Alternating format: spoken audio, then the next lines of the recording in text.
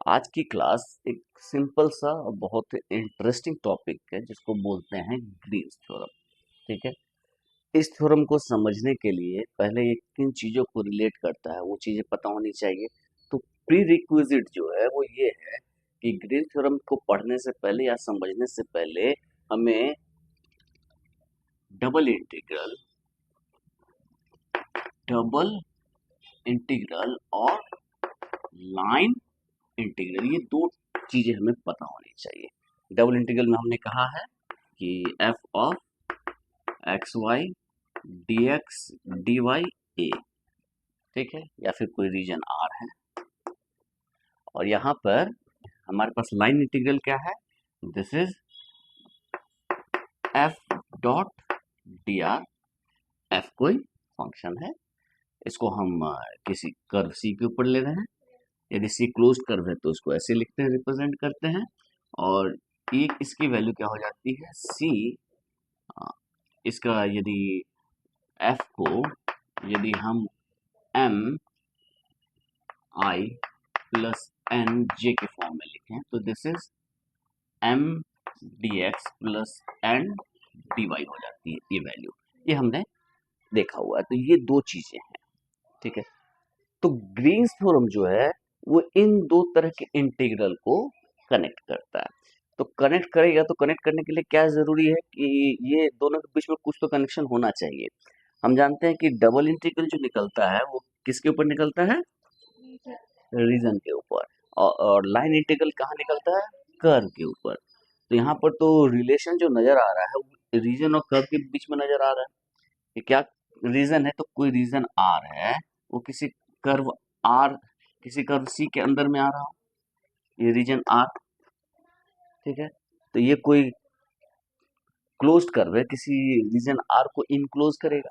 तो ऐसा सिचुएशन आए कि ये जो आर है किसी कर्व सी से इनक्लोज है, तो क्या डबल इंटीग्रल और लाइन इंटीग्रल में कोई रिलेशन एस्टेब्लिश हो सकता है? तो आंसर है yes, it can be done, लेकिन कुछ स्टैंडर्ड कंडीशंस में। तो क्या कंडीशंस है? कंडीशंस कुछ सेटअप की गई। सेटअप क्या की गई कि ये जो रीजन आर है वो आर किस तरह का रीजन हो और ये कर्व किस तरह का कर्व हो, ठीक है। तो इस रिलेटेड एक टर्मिनोलॉजी दी गई, वो दिया गया कि जॉर्डन कर्व क्या होता है, पॉजिटिवली ओरिएंटेड कर्व क्या होता है, ठीक है। इन दोनों को रिलेट करने के लिए हमने ये दो टर्म्स डिवाइस किए। तो सबसे पहले आता है जॉर्डन कर्व। सबसे पहले क्या आता है? Jordan curve. जॉर्डन कर्व क्या हो गया? तो ऐसा कर्व, ऐसा क्लोज्ड कर्व जो अपने को इंटरसेक्ट ना कर रहा हो। जैसे जैसे ये क्लोज कर्व है, ठीक है। क्लोज कर्व तो स्टार्टिंग पॉइंट एंड पॉइंट तो सेम रहेगा ही, और इंटरसेक्ट नहीं करना मतलब इसको छोड़ के कोई दूसरा पॉइंट कॉमन नहीं होना चाहिए। जैसे कि ऐसे करके ये क्लोज कर्व है लेकिन इंटरसेक्टिंग कर्व है, तो ये जॉर्डन कर्व नहीं हुआ। तो जॉर्डन कर्व क्या हो गया? ऐसा कर्व जो कि non self intersecting curves are, non self intersecting close curves are Jordan curve, ठीक है। तो जॉर्डन कर्व की डेफिनेशन तो हम बहुत आसानी से लिख सकते हैं। उसके बाद आता है पॉजिटिवली ओरिएंटेड कर्व, ठीक है। अब जैसे ये कोई कर्व है, ठीक है। अब ये कर्व को हम कैसे मूव कर सकते हैं? इस कर्व को मूवमेंट हम ऐसे भी कर सकते हैं या फिर ऐसे भी कर सकते हैं। दो तरह का मूवमेंट हो सकता है। हम ऐसे भी मूव कर सकते हैं या फिर ऐसे भी। ये एक मूवमेंट हो गया और एक मूवमेंट हो गया ऐसे, क्लॉकवाइज एक एंटी क्लॉकवाइज, ठीक है। तो मूवमेंट हम कैसा रखें और उसके लिए एक टर्मिनोलॉजी भी चाहिए। इंक्रीजिंग टी में हो सकता है, जो हम कर्व ले रहे हैं तो एक पैरामीट्रिक फॉर्म में कर्व ले रहे हैं। कर्व का जनरल फॉर्म क्या होता है? X T Y T Z T. यदि थ्री डायमेंशन है, टू डायमेंशन है तो एक्स टी वाई टी। एक पैरामीटर टी के ऊपर डिपेंड करता है। टी जहां किसी इंटरवल आई में बिलोंग करता है, या फिर इंटरवल हम ए बी की बात कर लेते हैं, ठीक है। तो ये इंटरवल ए बी की बात कर रहे हैं।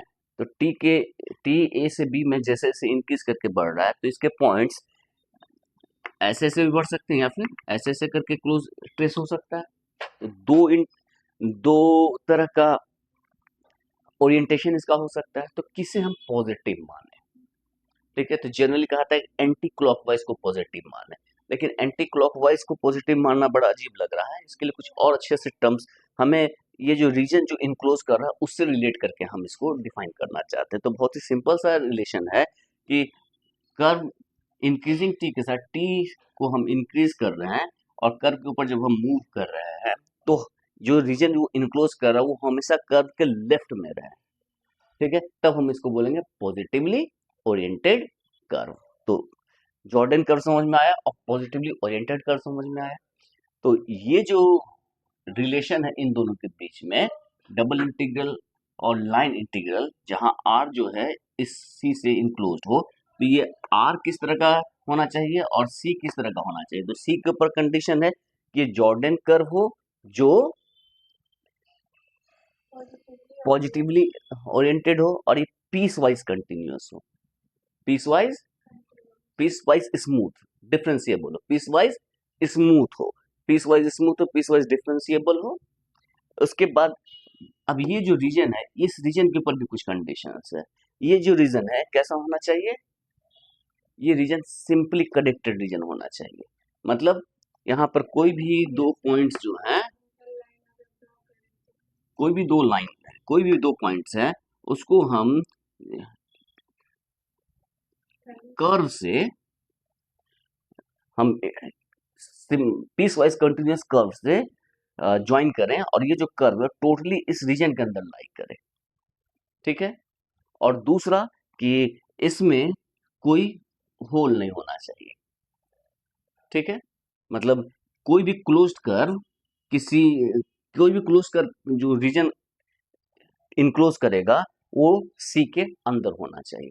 यदि इसके अंदर होल हो, मतलब ये जो सी है इन पॉइंट्स के लिए डिफाइंड हो, तो ये क्लोज कर्व हम लेंगे, तो ये क्लोज कर्व के अंदर का सारा पॉइंट्स तो सी के अंदर का, मतलब इस आर के अंदर का पॉइंट नहीं है, तो होल भी नहीं होना चाहिए। तो ये किस तरह के रीजन के लिए डिफाइन किया गया, हमने जो स्टैंडर्ड सबसे सिंपलेस्ट फॉर्म जो हम डिफाइन करने जा रहे हैं उसमें सबसे पहले बात आएगी ये कर्व किस तरह का होगा, जॉर्डन कर्व होगा, पॉजिटिवली ओरिएंटेड होगा, और ये रीजन कैसा होगा, हाँ, और ये रीजन कैसा होगा, simply connected region without holes, ठीक है, या सिंपली कनेक्टेड रीजन बोलते हैं।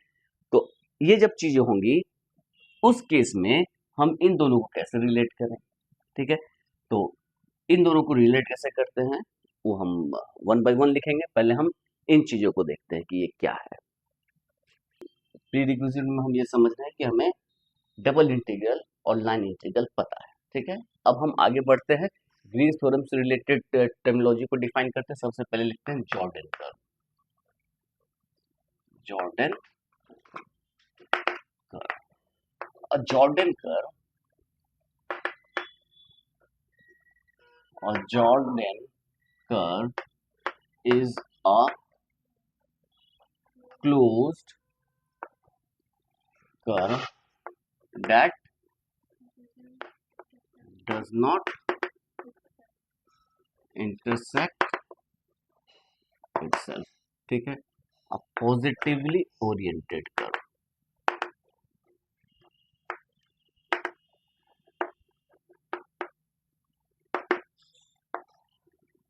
ठीक है। a closed curve, a closed curve C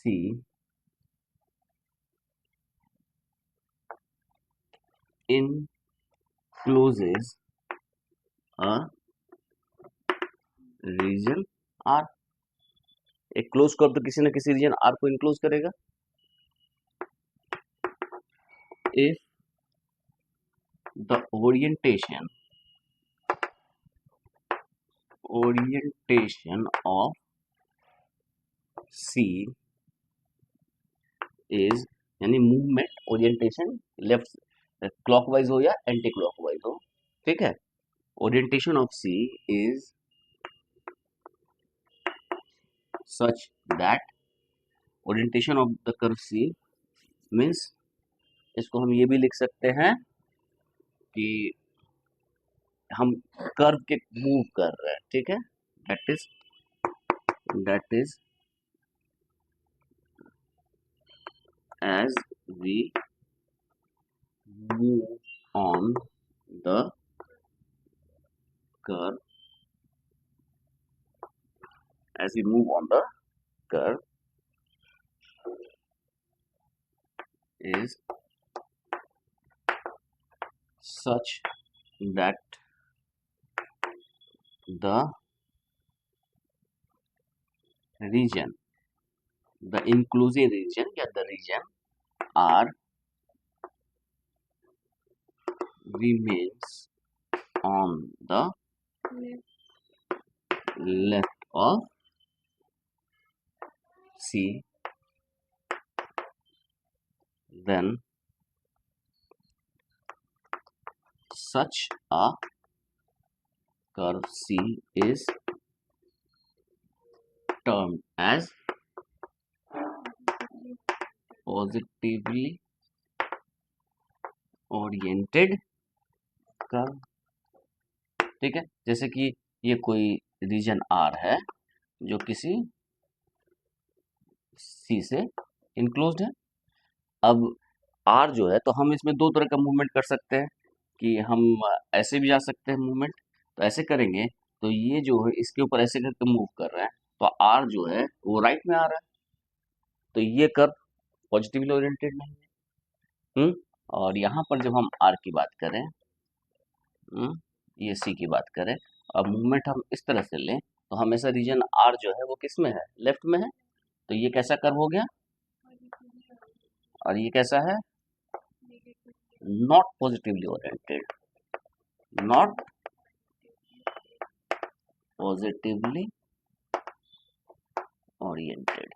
हम पॉजिटिवली ओरिएंटेड को डिफाइन किया है, नेगेटिवली ओरिएंटेड नाम से कोई टर्म नहीं डिफाइन किया है। ये हो गया पॉजिटिवली ओरिएंटेड कर्व। तो ये दो चीजें हैं, not positively oriented and positively oriented curve. ठीक है, यहां तक तो कोई दिक्कत नहीं है। Simply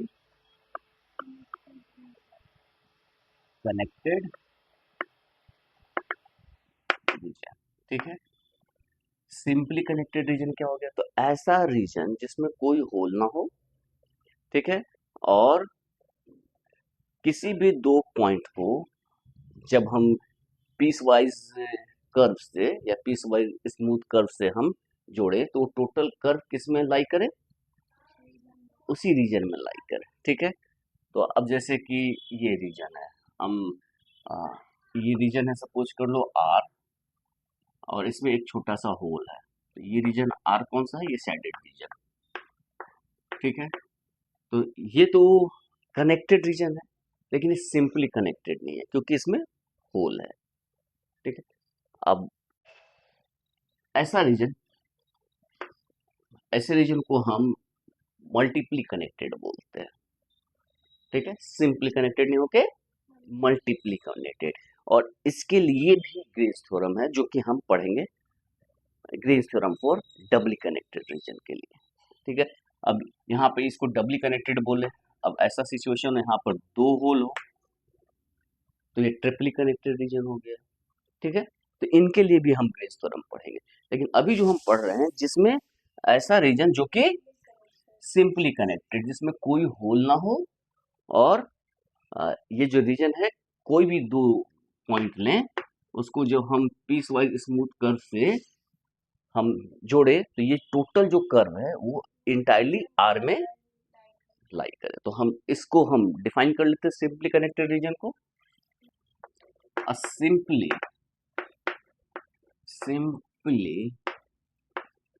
connected region R, a simply connected region R is a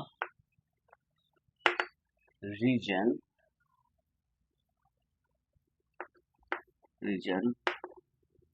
such that a simply connected R is a region such that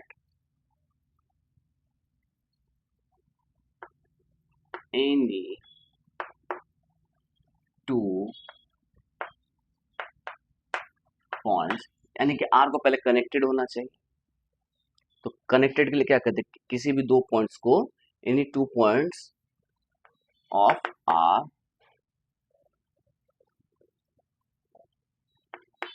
can be connected by a piecewise smooth curve C that lies entirely in R, ठीक है, and any Jordan curve in R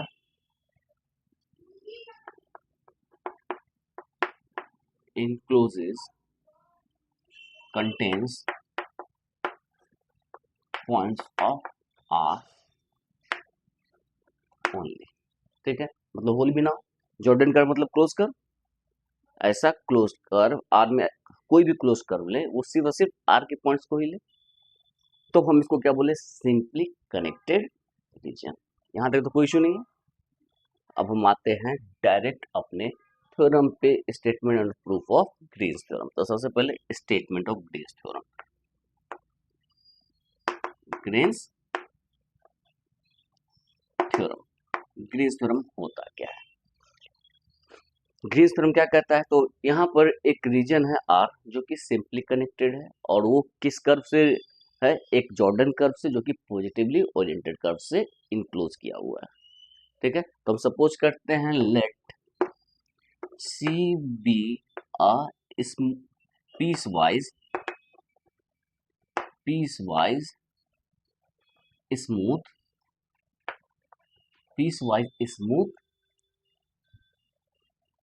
positively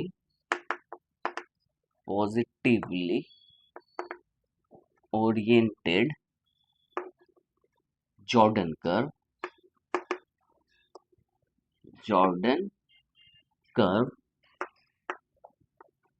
enclosing a simply connected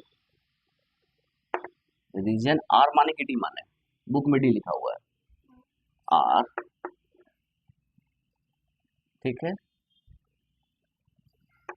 तो हमने एक situation लिया, क्या situation लिया कि एक रीजन आर है जो कि सिंपली कनेक्टेड है और वो इनक्लोज किया हुआ है piecewise smooth Jordan curve से, जो कि पॉजिटिवली ओरिएंटेड है। इतनी चीजें मान ली। अब नेक्स्ट क्या मानना है कि एफ जो है वो डिफरेंशिएबल है, कंटिन्यूसली डिफरेंशिएबल इस रीजन आर में हो। लेट एफ बी, इसको हम लिखते हैं F is equal to M of X Y I plus N of X Y J be a continuously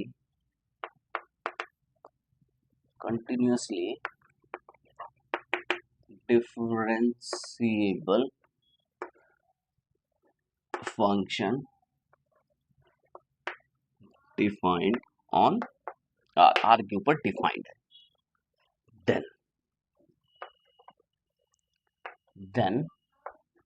then क्या होगा, ये जो लाइन इंटीग्रल है C, ये closed curve C, line integral F dot dr, ये जो वैल्यू है इसी को हम लिखते हैं C m dx plus n dy। ये जो है वो डबल इंटीग्रल, ये जो रीजन R है जो इनक्लोज किया है R, उससे अटैच रहता है। कैसे रिलेशन अटैच रहता है, तो यहाँ जो है m का डेरिवेटिव y के रिस्पेक्ट में, n का डेरिवेटिव x के रिस्पेक्ट में, तो इसको लिखते हैं del n upon del x minus del m upon del y dx dy, ये इसके इक्वल हो जाता है, ठीक है। तो हमने देखा कि लाइन इंटीग्रल को डबल इंटीग्रल में कन्वर्ट कर दिया गया। समझ में आ रहा है, आसान है। इसके लिए एक फिगर भी बना लिया करना, एक फिगर बना लो कि एक रीजन आर है, ये हो गया एक्स एक्सिस, ये हो गया वाई एक्सिस, ये रीजन आर है, और ये जॉर्डन कर्व है सी, इसके लिए डिफाइंड है, और एफ जो है इस आर के ऊपर कंटिन्यूसली डिफरेंशिएबल है, तब हम ऐसे लिख सकते हैं। तो ये ग्रीन्स थ्योरम का स्टेटमेंट क्लियर है। इसको dx dy की जगह dA भी लिखा रहता है, तो उससे कोई फर्क नहीं पड़ना चाहिए।